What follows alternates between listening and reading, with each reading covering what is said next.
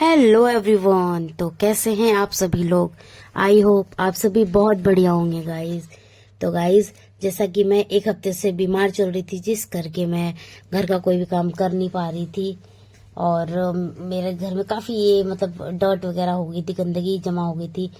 तो मैंने सोचा चलो आज मेरी थोड़ी रिकवरी हो चुकी है, मैं चलने फिरने की हालत में हूँ, तो क्यों ना चक लिया जाए अपना हथियार और सफाई पे और काम पे लग जाया जाए।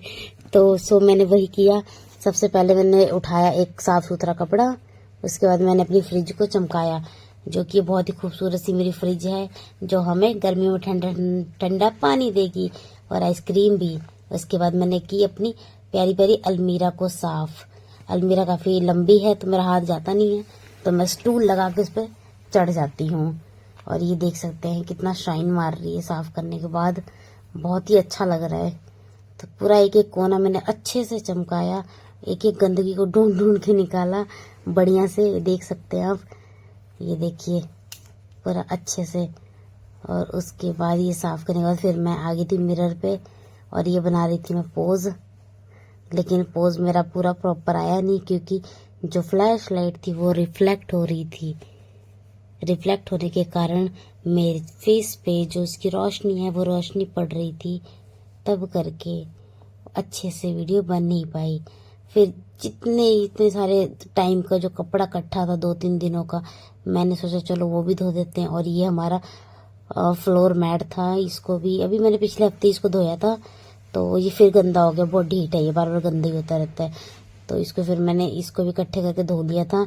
उसके बाद फ्रिज पे बिछाया मैंने एक बहुत ही खूबसूरत सा पेपर, वो सिर्फ कहने को खूबसूरत है, सिकुड़ा हुआ पेपर है वैसे तो।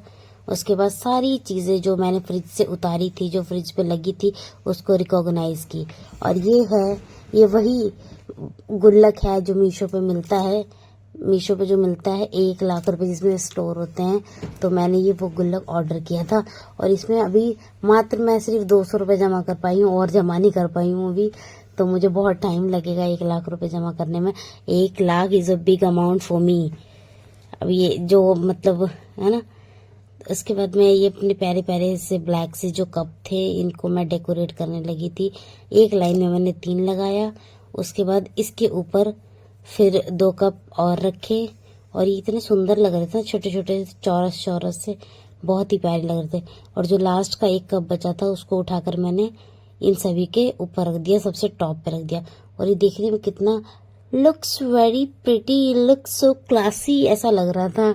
और ये नील पेंट, हालांकि मेरे को रेड कलर बिल्कुल नहीं पसंद है, बट ये मेरे को गिफ्ट में मिली थी तो मेरे शादी टाइम पे, तो इसलिए मैं इसका रिस्पेक्ट करती हूँ, सम्मान करती हूँ और इसलिए मैं लगा लेती हूँ। आप देख सकते हैं मैंने नेल पे लगा हुआ है, ये इसलिए लगाया था मैंने।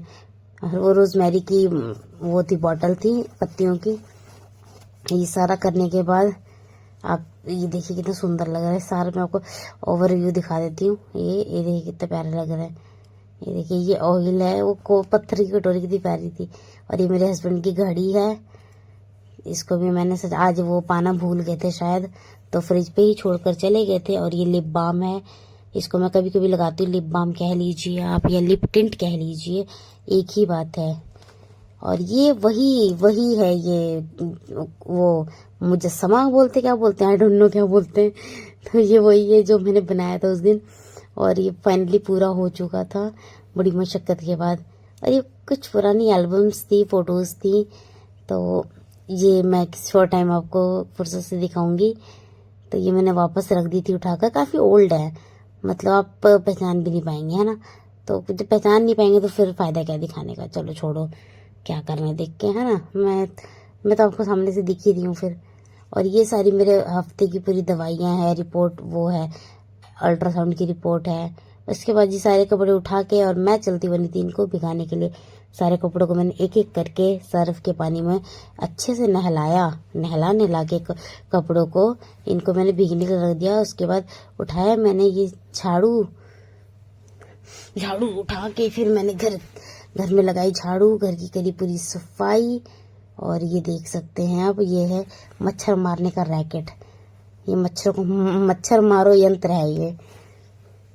झाड़ू लगाने के बाद गाइस मैंने की अपने चूल्हे की सफाई, चूल्हे से सारी राख निकाली, क्योंकि जिस पे हम खाना बनाते हैं फिर जो राख बच जाती है उस राख को निकालना भी जरूरी होता है।